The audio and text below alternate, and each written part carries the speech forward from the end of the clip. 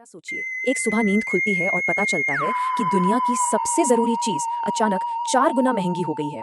सुनने में अजीब लगता है ना?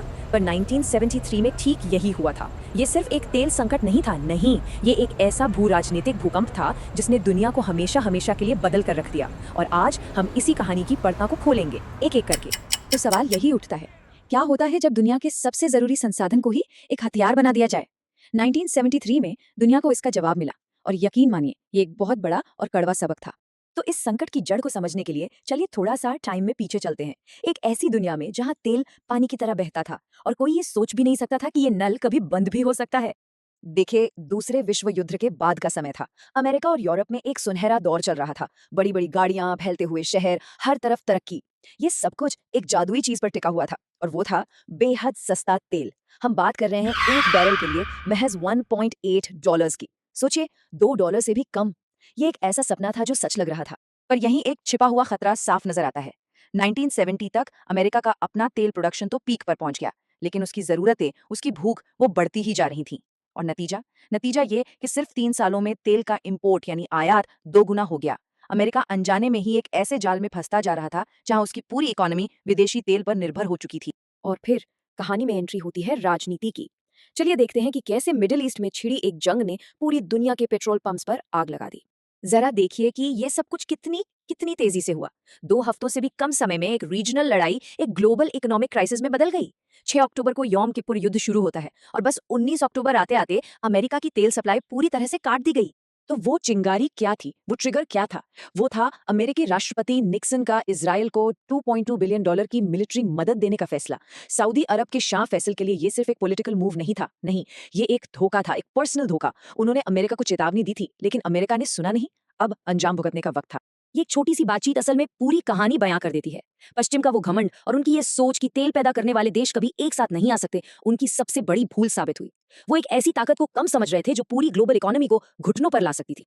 अच्छा, तो जब व्हाइट हाउस और रियाद में ये बड़े बड़े फैसले हो रहे थे, तो आम इंसान की जिंदगी पर इसका क्या असर हुआ? चलिए देखते हैं। ये एक आंकड़ा अपने आप में पूरी कहानी है। तेल की कीमत लगभग $3 प्रति बैरल से उछलकर सीधे $12 के पास पहुंच गई।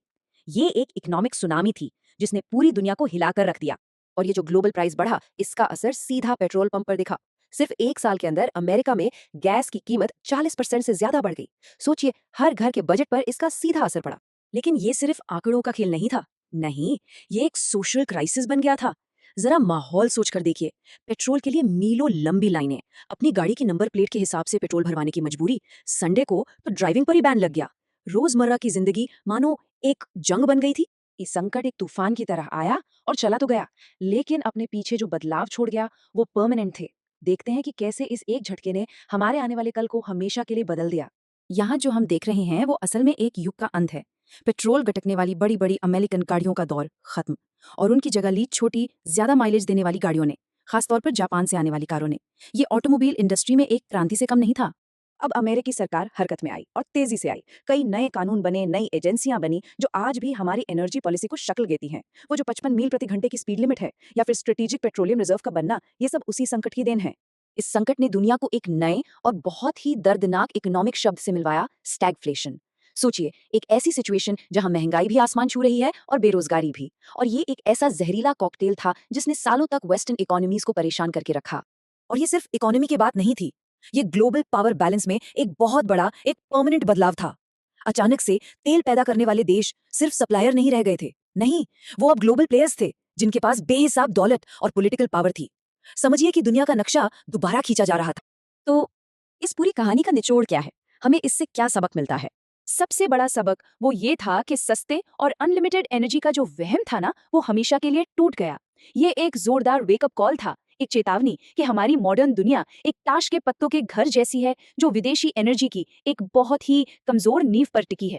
और यही बात हमें आज के सबसे बड़े सवाल पर लाकर खड़ा करती है।